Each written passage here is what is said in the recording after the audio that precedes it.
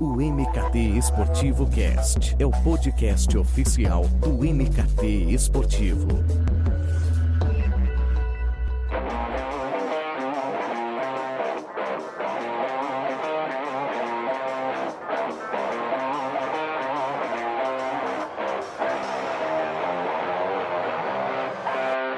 Chegamos com mais uma edição do MKT Esportivo Cast para falar sobre o trabalho audiovisual da indústria do esporte.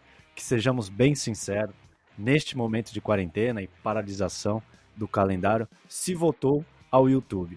E se antes o YouTube já era um caminho natural de creators e anunciantes, e abrindo um adendo aqui, a plataforma bateu um volume de vendas publicitárias em 2019 de mais de 15 bilhões de dólares, então tem que respeitar muito. Mas neste momento que estamos, virou quase que uma obrigação abrir frentes de conteúdo por lá, e isso se provou não somente no esporte, no futebol, mas principalmente no mercado fonográfico. E eu não poderia convidar outra pessoa para esse nosso papo, senão quem vive isso diariamente e que certamente agora está com uma demanda muito alta de trabalho, mas também eu acredito que tem aprendido muito nesse período. Eu recebo Vitor Machado, ele é gerente de parcerias de esporte do YouTube. Vitor, seja muito bem-vindo.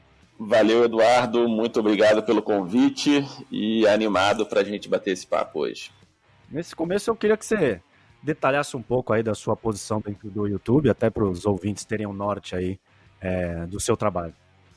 Legal. A área de esportes, assim, no fim, o nosso objetivo é ajudar a gerar valor para todo o ecossistema e, consequentemente, óbvio, para o YouTube, né? Então, nosso dia a dia, a gente trabalha com ligas, federações, clubes, atletas, grupos de mídia e os criadores endêmicos, né? Dando aqui um exemplo, por exemplo, Desimpedidos, para ajudá-los a desenvolver estratégias, a conectar com o mercado e gerar valor para essa cadeia. E aí o nosso grande desafio hoje é uma área pequena, tem eu e o Eduardo Brandini, que é o meu chefe, e a gente precisa escalar essa relação, né? Como é que a gente atende todos os clubes do Brasil, de diferentes esportes, diferentes ligas, e para isso a gente vem organizando uma série de eventos, treinamentos online, tem muito material disponível na Escola de Criadores, que é um portal e uma página no YouTube, e o próprio canal de suporte do YouTube tem muita informação. Então a gente vem sempre aprimorando isso para que os nossos parceiros consigam ter cada vez mais autonomia e vida independente desse ciclo. E pensando no Brasil, é um departamento mais recente, apesar de enxuto, ele foi criado há pouco tempo ou não, já existe há algum tempo? Ele sempre existiu, a gente sempre tem um time de parcerias aqui no Brasil e a gente atende diversas verticais, né? Então tem música, esporte, game, criadores endêmicos em si, news, kids and learning, que é uma vertical super grande, enfim. E esporte sempre teve junto com alguma outra vertical. Provavelmente é a primeira vez, eu cheguei em agosto do ano passado, tem alguém 100% dedicado a esporte. E, Vitor, como é que o YouTube tem acompanhado esse movimento mais focado nos clubes brasileiros em relação ao audiovisual, com lançamento de uniformes, como tem feito a Umbro com seus patrocinados, entrevistas, desafios, como é uma marca aí do Desimpedidos, ou as lives, o Flamengo tem feito bastante, diante dessa mudança editorial forçada, né, por não contar mais com materiais de campo, que eu sei que são os que mais fazem sucesso. Vocês, como é que tem feito esse trabalho? Estão trabalhando em conjunto? Vocês indicam algumas tendências de consumo? Como tem sido o papel do YouTube em relação a esse momento com os canais de esporte? Sim, o desafio é enorme durante a quarentena para o esporte. Para mim, o esporte é uma das indústrias que mais sofre nesse momento, porque é muito difícil você replicar um jogo de futebol estando em casa, né? Não dá para um jogador simplesmente ligar uma câmera e fazer algo em casa que vai ser parecido com um jogo de futebol, e tem ainda a questão de estar valendo algo. Então o esporte sofre muito nesse momento, né? Mesmo sem o jogo em si, tudo gira em torno dele, né? O YouTube muitas vezes na maioria das vezes não tem o direito do jogo, mas toda a cobertura, os treinos, bastidores, repercussão, melhores momentos, tudo no esporte gira em torno do evento ou do jogo em si. Mas como você falou, isso não quer dizer que os parceiros estão parados, né? Então as lives estão acontecendo, não só lives, como, né, uma série de conteúdos gravados, então lançamento de uniforme, entrevistas com jogadores, imagens do treino em casa, fizeram até coletiva de imprensa. Então as entidades esportivas como um todo e os parceiros estão se virando e produzindo conteúdo, muita coisa legal acontecendo, e a gente tem um benefício de que, como o Brasil está um pouquinho atrás no calendário da onda do coronavírus, assim, a gente vai pegando o que vai acontecendo antes na Europa, né? Então a Europa parou um pouco antes e a Europa voltou agora. Então, em breve a gente vai acabar voltando aqui e a gente já está vendo como é que os parceiros fora do Brasil já estão lidando com a volta, que não é uma volta 100% igual ao que era antes. Então isso também nos dá a oportunidade de ir pegando coisas que vão acontecendo fora e dando certo para a gente adaptar para o Brasil. Eu conversei com o Vitor Borges, da Santo TV, há uns 2 episódios atrás, foi um papo muito legal, e ele falou que esse tem sido um período aí de um laboratório, de fato, né, para saber o que funciona, o que pode ser levado adiante no futuro, sobre como tem sido trabalhar na escassez diante dessa limitação que foi imposta. E eu também li uma matéria no UOL, com o Desimpedidos, o canal do Zico e outros canais, falando sobre o que eles têm feito para não baixar o ritmo de produção nesses últimos meses e também colocar a perder um trabalho de anos. Eu quero saber de você qual é o desafio para quem tem, desse momento, para quem tem no YouTube o carro-chefe do seu trabalho, ou mesmo quem agora, durante esses meses, tem apostado mais forte no vídeo, fugindo aí um pouco das outras plataformas. Aí eu citei o caso da Santos TV, mas podemos abrir o leque para outras modalidades, claro. Como eu falei ali, o desafio ele vem muito do ser capaz de gerar conteúdo relevante para a sua audiência, né?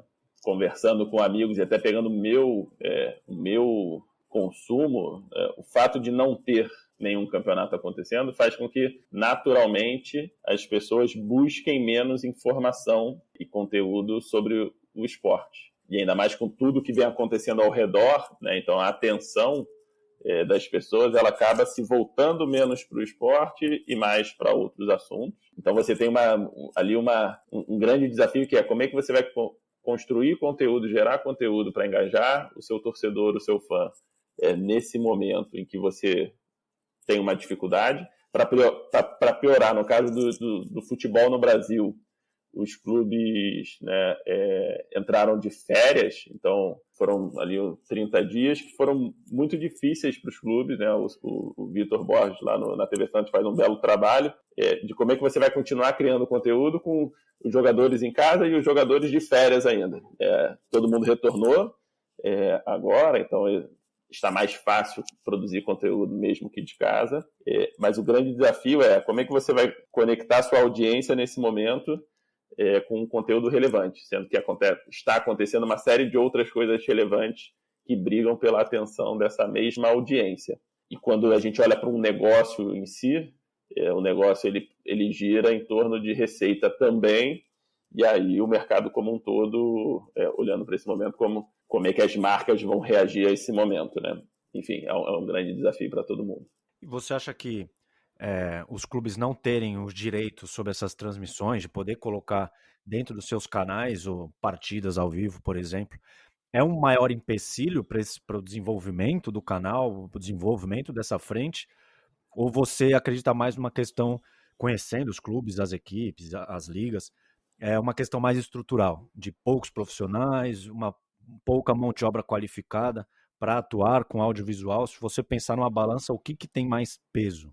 É óbvio que a transmissão ao vivo ela é a cerejinha do bolo e ela é o que tem o maior valor dentro da cadeia de produção de conteúdo de um clube. Por isso mesmo ela é o direito que custa mais caro, né? Mas sim, dá para produzir muita coisa legal e gerar e criar uma relação importante, né, com o seu torcedor e, consequentemente, uma nova linha de receita para os clubes, sem ter o jogo ao vivo em si no YouTube.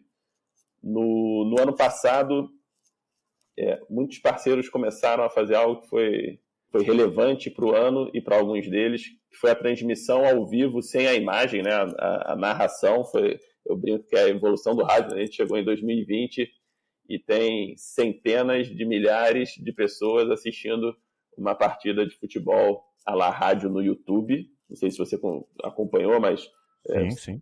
Flamengo, Jovem Pan, Esporte Interativo e outros clubes, e cada um explorando formatos diferentes. Então a câmera começou no narrador, depois câmera na torcida, câmera na beira do campo pegando o técnico, um campinho de videogame com um software que indica com quem está a bola em que posição do campo. E isso vai engajando o seu torcedor. E se a gente olhar para o mercado brasileiro, muitas das partidas hoje elas estão atrás de algum produto pago, seja a TV paga ou o pay-per-view, e quando ela está no pay-per-view, ela dá uma oportunidade aos nossos parceiros de se conectarem com uma grande camada desses torcedores que não tem acesso ao pay-per-view, né? E eles escutariam no rádio eventualmente, e acabam buscando o YouTube por ter ali uma opção, talvez com imagem, mais interação, enfim. Então, acho que foi uma forma criativa que os clubes encontraram, e até grupos de mídia, de surfar a onda do ao vivo, né, da oportunidade, e depois desdobrar isso em uma série de ações ao longo da semana. O YouTube ele é muito relevante, por exemplo, para vídeo de melhores momentos. E hoje os principais grupos de mídia, até as TVs dos próprios clubes, todos eles trabalham os melhores momentos no YouTube. Lembrando que o YouTube é a segunda maior plataforma de busca do mundo, só atrás do Google. Então as pessoas vão para o Google e para o YouTube buscar conteúdo de esporte. Quanto mais rápido você, por exemplo, sobe os melhores momentos, mais rápido você consegue surfar a busca pelos gols da partida. Então, assim, tem uma série de oportunidades que não giram simplesmente em torno da transmissão ao vivo em si. É porque eu vejo que muitos colocam que seria a grande revolução os canais terem a transmissão ao vivo, mas é legal você dar esse outro viés, esse outro lado, que os canais estão se adaptando a essa ausência que sempre existiu no caso, né? Porque os clubes nunca foram donos dos direitos em relação a colocar no digital, por exemplo. Então é legal você ter dado esse outro cenário. E o digital, assim, a transmissão ela já é uma realidade, né? Você vê Libertadores e Champions League no Facebook, a gente aqui já fechamos, né, um acordo na virada do ano com a Copa do Nordeste e tivemos um sucesso, assim, a gente considera um sucesso.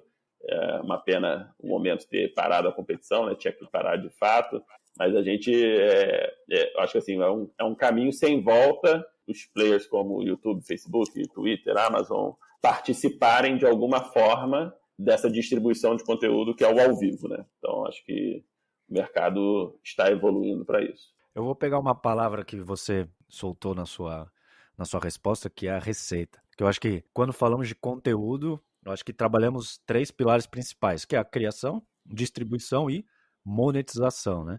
E esse terceiro, para mim, continua sendo mais desafiador pensando na indústria do esporte do Brasil, e eu acredito que, neste momento, seja inviável uma equipe ou uma liga manter a estrutura de sua TV a partir de visualizações, né? Uma parcela do faturamento total é destinado para o departamento, ainda que o modelo ideal é que, claro, que ele seja autossustentável. Como é que o YouTube busca auxiliar os players nesse sentido, para eles conseguirem rentabilizar essa presença, porque acho que não temos uma organização esportiva com um poder viral de um Felipe Neto, um Whindersson, um Porta dos Fundos, que é possível ter ganhos por TrueView, por exemplo. Como é que é o relacionamento focando nessa parte financeira, caso exista? Na verdade, foi o que você falou, né?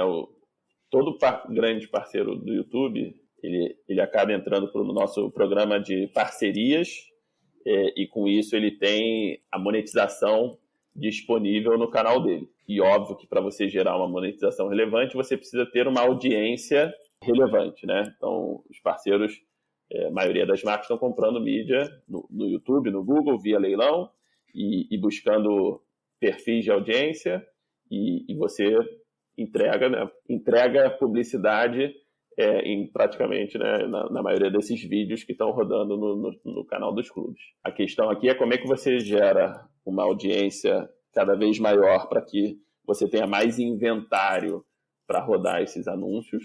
E como é que você, clube, cria uma relação direta também com o mercado publicitário para que você consiga vender o seu inventário dentro do vídeo, né?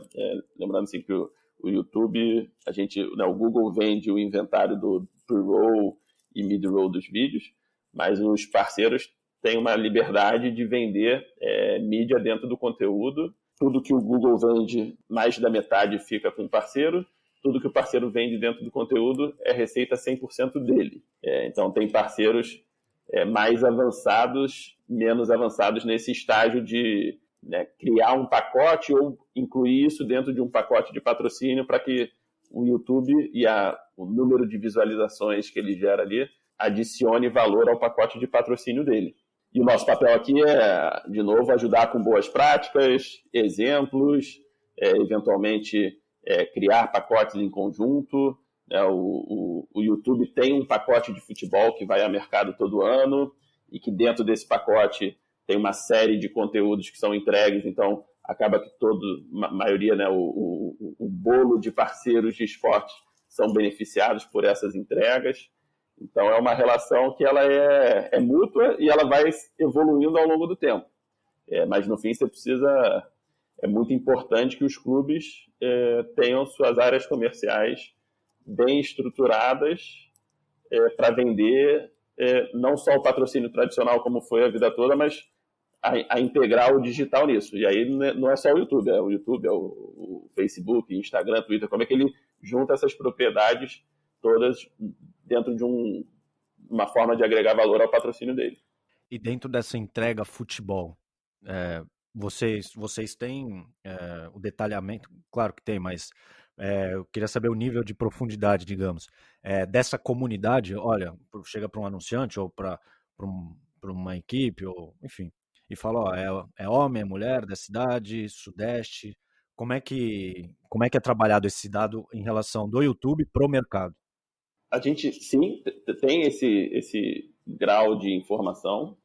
Lembrando que as informações de audiência de cada canal, ela é do canal, né? Então, assim, o clube tem acesso aos dados demográficos de sua audiência e ele é o dono daquela informação. O YouTube não usa a informação de nenhum clube específico na hora da venda, né? Então, é o clube que gere essa informação, tanto informação demográfica, dados de audiência e tudo mais. O que o YouTube, como empresa, faz é juntar o bolo e aí sim a máquina permite com que os anunciantes comprem target, né? Então ele consegue comprar, eu quero me comunicar nesse momento com homens e mulheres que gostem de futebol, estejam na região ABC e que tenham idade entre X e Y anos. Então assim, eles conseguem identificar bem e definir bem qual é o target que eles querem anunciar. Então, sim, assim, o mercado tem acesso a esse tipo de informação, mas na hora que a gente vai para o nível de um canal específico, aí essa informação é daquele clube e aquele clube é que desenvolve a estratégia em cima dele. Eu até acabei de lembrar de uma iniciativa, voltando um pouco nessa questão da monetização de conteúdo, entregar relevância, né, do Liverpool, que ele criou planos de assinatura, né, para ter conteúdo exclusivo por meio do YouTube. Você acha que é um cenário distante ainda para o Brasil? Você acha, não sei, conhecendo o público, acredita que ainda é difícil ele pagar por conteúdo, já pagando aí por tantas outras coisas? Eu diria que assim, o público brasileiro está pronto para pagar por conteúdo, vide o sucesso de Netflix e afins, né? Até do próprio YouTube Premium. A questão é o quão relevante os nossos parceiros de esporte vão conseguir ser na oferta de conteúdo para que isso gere um valor e uma demanda para se pagar. Eu acho que a gente ainda está num passo atrás de gerar a relevância em torno do canal de cada parceiro do YouTube, para daí partir para uma quebra de conteúdo, onde você tem a parte do conteúdo aberto para ser assistido por todo mundo, e parte do conteúdo atrás do membership, que a gente chama, que é você poder criar layers de níveis de cobrança para entregar conteúdos diferentes. O próprio Liverpool lançou isso foi em dezembro, né? Então é algo muito novo. Sim. Que a gente vem analisando e testando, mas acho que em breve alguns parceiros de esporte vão estar sim no patamar de começar a fazer isso. Eu pergunto porque brasileiro precisa ser analisado, né? Então, se um clube do Brasil fala que agora vocês, se quiser mais conteúdo, vocês terão que pagar. Ele já paga o Spotify, ele já paga a Netflix, como citou, ele paga tudo. Mas o clube falar que vai lançar algo pago, aí ele já se revolta. Então, eu não sei se, pensando em maturidade, se o público está maduro o suficiente para pensar nisso. A gente tem até caso do sócio-torcedor, que agora que não tem jogo, o cara simplesmente deixa de pagar, fala, não, para mim é dinheiro gasto, não estou investindo no clube, na estrutura do clube. Então ainda acho que é uma mentalidade que o brasileiro ainda está avançando aí. Mas de novo, é o que o torcedor vai enxergar de valor na volta, né? É uma pena que o torcedor brasileiro ele ainda enxergue no sócio-torcedor o valor só na compra do ingresso em si. E aí também na capacidade dos clubes de gerarem benefícios que não são ligados apenas ao jogo em si, para que o torcedor continue engajado mesmo quando ele não vá ao estádio. E eu acho que na hora que você olha para conteúdo é a mesma coisa, né? Assim, hoje o torcedor paga pay-per-view porque tem valor assistir uma transmissão ao vivo do time dele. Que tipo de conteúdo? Será que é só transmissão ao vivo? Que outro tipo de conteúdo? Será que ele está disposto a pagar um valor e ter acesso a treinos, entrevistas exclusivas, ou até uma forma de juntar benefícios do sócio-torcedor com conteúdo dentro do YouTube? Então, isso tudo eu acho que é um caminho de evolução. Como é que o próprio membership do YouTube pode ajudar a gerar valor para o sócio-torcedor, né? Perfeito. Vitor, entrando numa segunda parte do nosso papo, abordando mais sobre streaming, porque muito se fala que os canais a cabo perderão e já estão perdendo participação, que o foco de desenvolvimento dos projetos na web deve ser direcionado ao mobile, que a geração Z já não fica mais no sofá, então você precisa impactá-los ali no celular ou nos devices que eles costumam consumir, enfim. É um tema bem amplo que gera bons debates. Mas aqui no nosso papo, eu quero tirar de você, se você acredita que o Brasil ele possui um ecossistema e condições apropriadas para o crescimento do streaming, a ponto dele rivalizar com, digamos, frentes tradicionais, porque diz que o streaming fará a pessoa largar a televisão, que é uma visão que eu já não acredito tanto. Mas, enfim, você acha que o streaming vai chegar num patamar de rivalizar de fato, ou vai engolir, ou enfim, quero a sua opinião. Eu entendo como complementares e discordo completamente de o streaming vai rivalizar com a TV. A gente acho que o streaming vai achar o seu espaço e a TV vai ser um device muito importante nessa história, principalmente quando a gente olha para esporte, né? A experiência de se assistir um jogo de futebol inteiro no celular versus numa televisão, ela é diferente. E a gente tem visto o aumento do consumo do YouTube nas TVs conectadas. Em março desse ano, né, mais de 40 milhões de pessoas assistiram o YouTube em suas TVs. Então, esse já é um número bem relevante.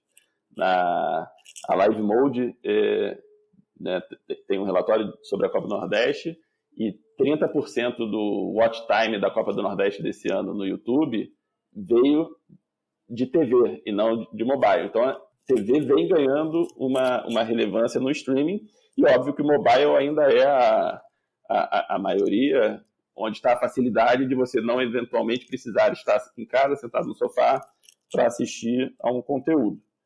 E o Brasil, sim, como infraestrutura, vem evoluindo para que o acesso ao streaming, né, o acesso a dados, seja cada vez mais fácil e barato e a gente consiga fazer com que as pessoas tenham condições de assistir o streaming em seus celulares, né?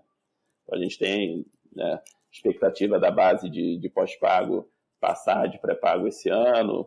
Assim, tem uma série de coisas que vão moldando a infraestrutura brasileira e a condição dos espectadores para que eles possam consumir cada vez mais streaming, seja em seus celulares, computadores, videogames ou TVs. Não, isso é incrível, né? Ele usa a experiência do digital, do YouTube, que, enfim, na teoria estaria num celular, estaria num iPad, que seja, e ele usa na televisão para continuar ali no conforto do sofá. É que eu divulguei no Instagram do MKT Esportivo esse receio que eu tenho dessa matança de veículos de comunicação tão logo uma novidade chega, né? Que a TV ia matar o rádio, a internet ia acabar com a TV, o streaming com a cabo. E para citar um exemplo recente, fora do esporte, tivemos o BBB batendo todos os recordes possíveis de audiência, de anunciantes, Exato. e com as próprias plataformas investindo no intervalo.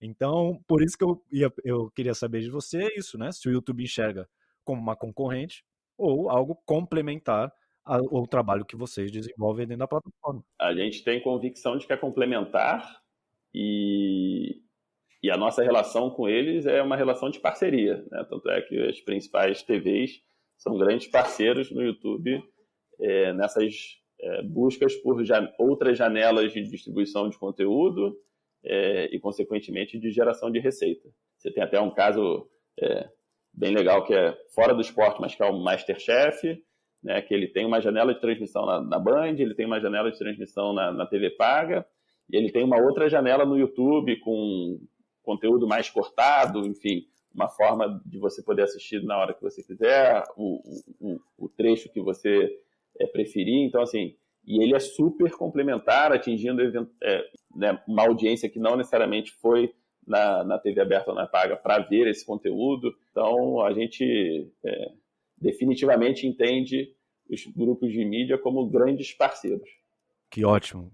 Quando eu for divulgar o nosso papo, eu vou deixar isso muito claro para os seguidores, porque me preocupa um pouco a visão que muitos têm, e também outros também têm essa visão que a gente tem aqui, então também fico mais tranquilo, mas eu não gosto quando eu leio que um vai matar o outro, vê quantos anos o rádio existe e tem uma força absurda, então que bom ouvir de você, que você tá 100% dentro dessa frente, então excelente a sua visão.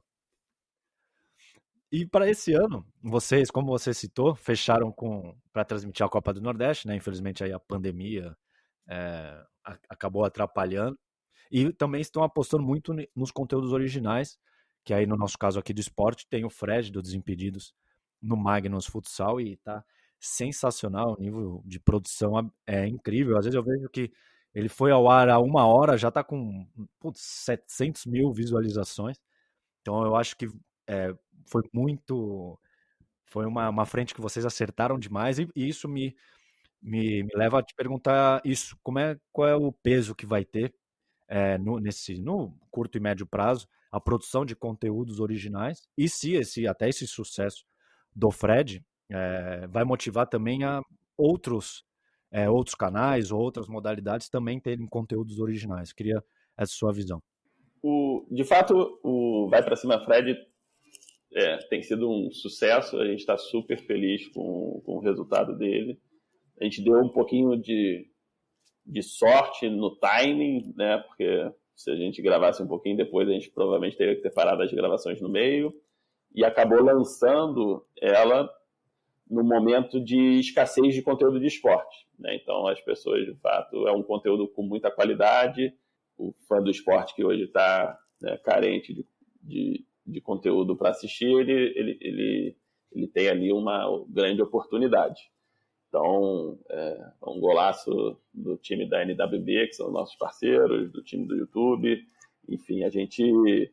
Mas ele está envelopado dentro de um YouTube Originals, mas isso não quer dizer que outros parceiros já não produzam uma série de conteúdos originais, né? Sim, então, claro. Eu acho que o balanço entre conteúdo original, ao vivo, que é o dia a dia de notícia, isso vai variar muito de parceiro para parceiro e da evolução e maturidade deles de entenderem e planejarem o fatiamento dos seus conteúdos e, consequentemente, dos seus direitos para distribuição em diferentes plataformas, né? citando exemplo pessoal de novo, assim, eu adoro NBA e NFL. Hoje eu tenho 2 filhos pequenos e o tempo ele né, gera valores diferentes, então eu já não consigo ficar mais acordado até tarde para assistir NBA o tempo todo, ou passar um domingo à tarde inteira assistindo NFL. Então eu seleciono muito bem os jogos que eu vou assistir ao vivo. Mas eu vou no YouTube e assisto os melhores momentos das rodadas praticamente todo dia. Então, para aquele conteúdo, o corte de melhores momentos, ele resolve a minha demanda e sobre aqueles campeonatos. O exemplo da Fórmula 1, com a série que eles lançaram no Netflix, eu não sou um grande fã de Fórmula 1, eu não sou mais uma pessoa, já assisti bastante, mas não sou mais uma pessoa que assiste a Fórmula 1 ao vivo nos fins de semana, mas parei para assistir a série e adorei. E a partir da série, no Netflix, eu passei a consumir mais Fórmula 1. Continuei sem consumir o ao vivo, mas eu passei a me interessar mais pela história e a evolução dos pilotos, porque eu vi tive acesso a um tipo de conteúdo de bastidores que você não tem no dia a dia. Então aquilo trouxe para mim uma vontade de, deixa eu ver, né, onde é que esse piloto, que eu acabei de assistir a série da temporada passada, como é que ele está evoluindo hoje, porque ele mudou de uma equipe. Então, assim, isso mostra que a oportunidade ela nem sempre está no ao vivo, você vai ter sempre, óbvio, o ao vivo é o mais importante e você tem a maior parte do público lá, mas você tem uma série de outras oportunidades que vão girar ao redor. E elas podem girar a partir de uma série original, elas vão girar a partir do seu dia a dia de cobertura jornalística, na capacidade de produzir conteúdo. E daí a importância das entidades esportivas de entenderem como é que elas fatiam os seus direitos e como é que elas distribuem e negociam esses direitos. E do outro lado, os parceiros, grupos de mídia, criadores, como é que eles surfam essa onda, né? Então, você vê o caso do Desimpedidos, né? Mesmo sem o Vai Pra Cima Fred, o dia a dia deles é um dia a dia de produção de conteúdo que gira 100% em torno de futebol, sem ter o direito de nenhum grande ativo de futebol. Mas eles entenderam ali a oportunidade. E por aí vai. Então, acho que a gente tem... O ecossistema brasileiro ele está passando por uma evolução com a entrada de players, né? Então, de novo, ano passado, chegada da DAZN e da Amazon. Então, a gente teve série da Seleção Brasileira na Amazon, série do Flamengo na DAZN, agora série no YouTube. Então, assim, você tem Globoplay, você tem uma série de parceiros no ecossistema. Quem é o dono do conteúdo precisa acompanhar essa evolução e entender como é que ele vai distribuir o seu conteúdo. Pô, e é legal isso. Você citou sobre a série da Fórmula 1, porque isso você assiste na Netflix, pode te levar a buscar alguma curiosidade no YouTube e te motivar a assistir a Fórmula 1 na Globo, na televisão. Então, volta até para aquele nosso papo de que realmente tudo acaba sendo complementar e pode ter impactos bacanas, como um The Last Dance também, por exemplo, na questão de assistir a NBA, enfim. Exato, eu não tenho dúvidas. Então, o sistema ele vai se autoalimentando e o principal objetivo de quem é o detentor do direito, do conteúdo, é como é que eu gero mais interesse do público no meu conteúdo e como é que eu entendo que as pessoas vão consumir o meu conteúdo de forma diferente. Nem todo mundo vai conseguir assistir um jogo inteiro da NBA. Assim, eu tenho uma admiração tremenda pela NBA e no passado chegaram a fazer teste de venda de um pacote onde a pessoa assistia o último quarto, né? Talvez foi um teste ali para pegar uma geração que não tem mais uma paciência de assistir um jogo inteiro, mas assistir o último quarto pode ser um fator. Então, assim, acho que as entidades esportivas estão buscando formas de criar produtos para diferentes grupos de pessoas de acordo com o interesse. Então, acho que esse que é o caminho. E aí isso vai passar por ao vivo, original, né? A cobertura diária jornalística tem um grande valor, né, na manutenção dessa relação durante a semana entre um jogo e o outro, entre um evento e o outro. Então, isso tudo precisa fazer parte da estratégia do detentor de direito. Vitor, para fechar, quero pensar um pouco no futuro. o YouTube aí já está de olho em tudo o que a pandemia tem feito surgir em termos de novos approaches, trabalhando para que novos e antigos canais continuem com um trabalho bem ativo na plataforma. Se talvez eles faziam um vídeo, não sei, uma vez por semana, 2 vezes por semana, agora intensificar essa questão do conteúdo. Então, como é que vocês já estão trabalhando de olho nesse futuro quando o mundo, entre aspas, voltar ao normal? Não, assim, para a gente está muito claro que, tentando olhar, né, sempre para o lado positivo, esse foi um momento em que as pessoas, o mercado se acostumou e aprendeu mais sobre live no YouTube, e o esporte não é o grande driver disso, foi a música, né, as grandes lives de música. Então, todo dia a gente tem dezenas de lives com milhões de pessoas assistindo, e isso, obviamente, a gente acredita que já está mudando o hábito de consumo e, consequentemente, acendendo uma luz para os produtores de conteúdo. Oportunidades vão acontecer à medida que, no curto prazo, né, à medida que os campeonatos vão voltar, mas, por exemplo, vão voltar sem torcida, né? Então a gente está conversando com parceiros, entendendo aonde que o YouTube pode ajudar nesse momento. A gente teve um caso, o último jogo do Campeonato Carioca antes da paralisação, o Flamengo ainda não tinha chegado em um acordo com nenhum grupo sobre distribuição, né, sobre a venda dos seus direitos.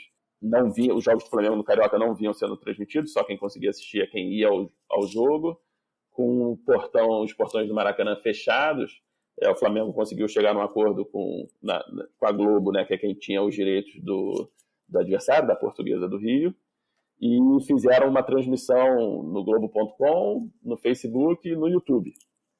A gente chegou a bater quase 1 milhão de pessoas, né, de visualizações simultâneas na plataforma, na transmissão do YouTube, num jogo, num sábado, onde a decisão do Flamengo e da Globo de que esse jogo poderia ser transmitido na Flá TV aconteceu às 2 horas da tarde, o jogo era às 5 horas ou 6 horas, se eu não me engano. Então, assim, sem tempo nenhum de fazer nenhuma comunicação, de chamar, e a gente atingiu um número que a gente considera bem relevante, que mostra o poder e as oportunidades.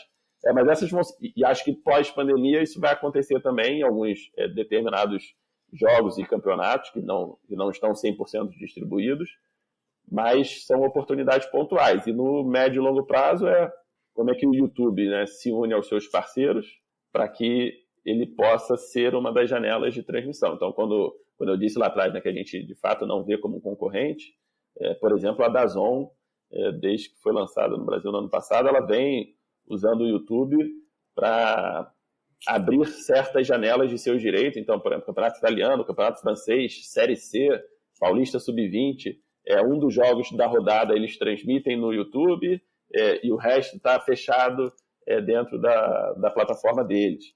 Então, assim, existem formas da gente buscar parcerias e entender como é que o YouTube gera valor para eles, para que a gente possa também ter conteúdo ao vivo na plataforma.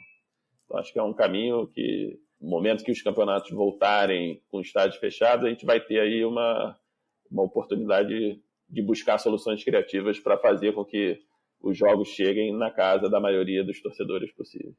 Pô, Vitor, muito obrigado pela sua participação. Muito legal saber do trabalho do YouTube durante esse período, ainda mais focando na parte das entidades esportivas, também na questão de monetização e conteúdo, que eu sei que são pilares que os nossos ouvintes gostam muito. Então, agradeço demais o seu tempo, as informações que você disponibilizou para a gente, e, enfim, o espaço é seu para um último recado. Eduardo, eu que agradeço o convite. A gente está sempre à disposição para conversar e debater sobre o mercado. A gente, muito em breve, deve fazer aí mais um ciclo online de treinamento para o mercado dos parceiros. Então, a gente vem buscando mesmo à distância formas de se manter conectado com o ecossistema e ajudando, de alguma forma, nessa passagem, né? É um momento desafiador para todo mundo, e a gente tem uma crença de que juntos, parceiros, grupos de mídia, plataformas, a gente vai conseguir gerar um ambiente favorável para todo mundo. Valeu pelo convite. Eu que agradeço. E ouvinte, ficamos por aqui. Eu espero que você tenha gostado desse episódio, que foi muito legal e muito enriquecedor. E até a próxima.